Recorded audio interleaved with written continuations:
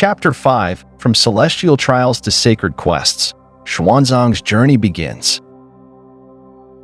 In the tranquil riverside town outside Chang'an, two scholars, Zhang Xiao, the fisherman, and Li Ding, the woodcutter, enjoyed a leisurely life far removed from the ambitions and perils of city life. Their contentment with simplicity and nature's bounty contrasted starkly with the cutthroat pursuit of wealth and power in the city. Their philosophical debates, often accompanied by verses celebrating their respective clear waters and blue hills, highlighted their shared disdain for the treacherous path of societal advancement. One day, their banter took a turn when Zhang Xiao, confident in his daily fishing success due to a fortune-teller's predictions, unknowingly drew the attention of a patrolling yiksha. Alarmed by the potential threat to the river's aquatic life, the yiksha reported to the Dragon King of the Jing River. Initially enraged, the Dragon King sought advice from his subjects, who cautioned against rash action and suggested a more discreet approach. Adopting the guise of a scholar, the Dragon King visited the fortune-teller, Yuan Shouqing, in Chang'an, seeking to validate the fisherman's claims. After a tense exchange and a wager on the next day's weather, the Dragon King, convinced of Yuan's abilities, returned to his palace, only to receive an imperial decree from the Jade Emperor that mirrored Yuan's forecast. This revelation left the Dragon King in shock and fear, realizing the gravity of his actions. In a desperate attempt to avoid punishment, the Dragon King altered the timing and amount of the rain, hoping to discredit Yuan Shouqing. However, his ploy backfired when Yuan exposed his true identity and the crime he had committed against heaven's laws.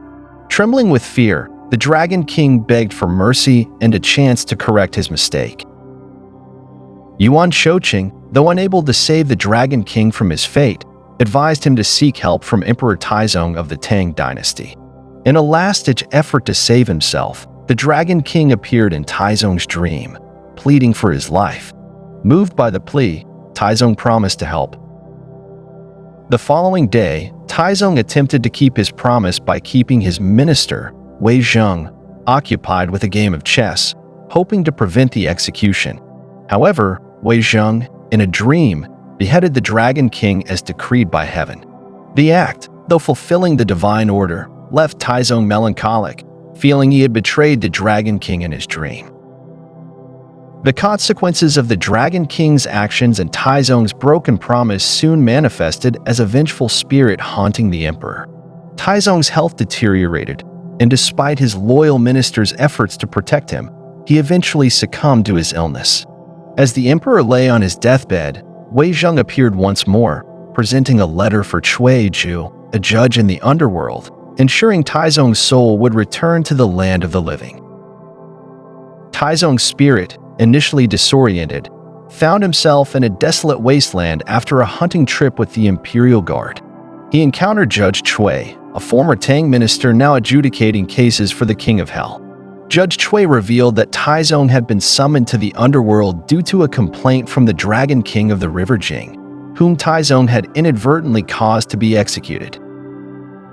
Judge Cui presented Taizong with a letter from Wei Zheng, a loyal minister, urging Judge Cui to aid Taizong's return to the land of the living. Judge Cui assured Taizong that he would escort him back, thanks to a letter from Wei Zheng, who had been looking after Judge Cui's family on Earth. As they proceeded, Taizong was confronted by his deceased father and brothers, who attempted to hold him accountable for their deaths. Judge Cui commanded a blue-faced devil to drive them away, allowing Taizong to continue his journey. They eventually arrived at the palace of Yama, the King of Hell, where Taizong was greeted by the 10 Kings of Hell. The 10 Kings informed Taizong that the Dragon King's case had been settled, and they revealed that Taizong's reign was destined to last for 33 years, not 13 as he had believed. With 20 years remaining, Taizong was relieved and expressed his gratitude. The kings also shared a prophecy about Taizong's younger sister's impending demise. Before returning to the world of the living, Taizong promised to send the underworld a gift of pumpkins and fruit. He and Judge Cui then traversed the dark mountain of the underworld and witnessed the suffering of sinners in the 18 layers of hell. Each layer represents a different torment, from being hung by sinews to disembowelment, reflecting the severity of the sins committed in life. Taizong and Judge Cui also crossed the bridge of punishment, where the righteous and the wicked are separated. The righteous cross a silver bridge, while the wicked suffer on a narrow, perilous path. Taizong was further confronted by the spirits of those he had wronged, including the unjustly slain kings and bandits. Judge Cui suggested a solution, borrowing money from a man named Xiang Liang, who had stored wealth in the underworld, to appease these spirits. Upon his return to the land of the living, Taizong was greeted by his terrified court, who had been preparing for his funeral. Taizong shared his underworld experiences and the lessons he learned about the consequences of one's actions. He issued a decree of amnesty for all convicted criminals and ordered inquiries into the cases of those held on serious charges. He also released 3,000 women from the palace to be married and sent a notice throughout the empire encouraging good deeds and warning against evil. Lu Quan, a wealthy man from Junshou, who volunteered to deliver the promised pumpkins to the underworld. After a tragic misunderstanding with his wife, Li Tzuelian, she took her own life, leaving Lu Quan despondent. He decided to fulfill the emperor's promise to the underworld and offered his life in service to his country. Taizong instructed him to bring the pumpkins, gold, and drink poison to ensure his journey to the underworld. In the underworld, the 10 kings were pleased with Lu Quan's offering and, upon learning of his tragic story, decided to reunite him with his wife. They discovered that Li Tzuelian's spirit could be placed in the body of Taizong's sister, who was fated to die that day. Lu Quan and his wife, their souls guided by devil officers, were reborn in the bodies of the deceased Princess Weiying and her own. The transformation was met with initial confusion and disbelief, but eventually, the Tang Emperor Taizong accepted the extraordinary event, reuniting the couple and rewarding them for their service. Meanwhile, Taizong, true to his word, held a great mass to honor the pact he made with the underworld.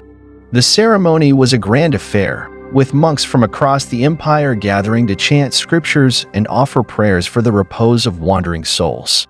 Among the monks was Xuanzang, a virtuous and learned monk chosen to lead the ceremony. His appointment was celebrated, and he was granted high honors by the emperor.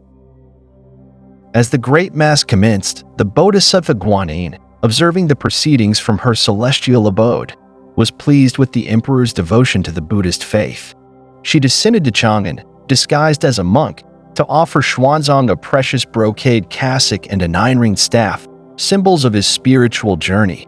The cassock and staff, imbued with divine protection, were given to Xuanzang as a token of his destined path to enlightenment. The narrative then shifted to the Grand Mass's climax on the 7th day, where Xuanzang preached the sutras to a captivated audience. Suddenly, Guanyin interrupted, challenging him to preach from the great vehicle of Buddhism, which holds the power to save souls and bestow eternal life. Xuanzang, humbled by the Bodhisattva's wisdom, admitted his limitation to the teachings of the little vehicle. In response, Guanyin revealed the existence of sacred scriptures in the Thunder Monastery of India, which contained the profound wisdom of the great vehicle. She declared that these scriptures have the power to save all beings from suffering and promised to guide Xuanzang on his quest to retrieve them. Emperor Taizong, moved by Guanyin's revelation, called for a volunteer to embark on the perilous journey to the west to obtain these sacred texts. Xuanzang stepped forward, pledging his loyalty and determination to complete the mission. Taizong, deeply moved, adopted Xuanzang as his brother and sent him off with a passport, a golden bowl, and a horse, symbolizing the emperor's trust and support. As Xuanzang departed, he took a vow before the Buddha, promising to return or face eternal damnation. He left behind a pine tree, a sign for his disciples that would signal his return. Xuanzang's departure marked the beginning of his legendary pilgrimage.